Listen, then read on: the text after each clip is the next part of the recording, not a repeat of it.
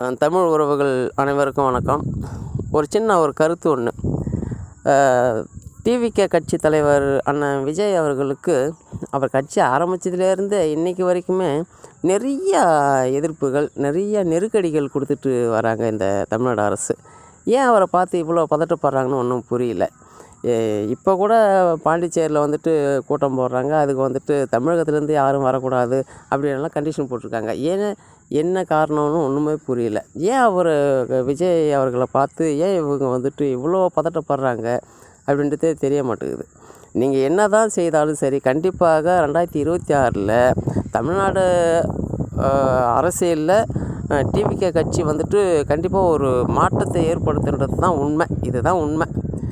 நீங்கள் எவ்வளோ தான் நீங்கள் எதிர்ப்பு தெரிவித்தாலும் அல்லது அவரை முடக்க நினச்சாலும் கண்டிப்பாக 26 உங்களுக்கு ஒரு மாற்றம் ஏற்படும். அது டிவிகே கட்சி மூலியமாக தான் ஏற்படும்.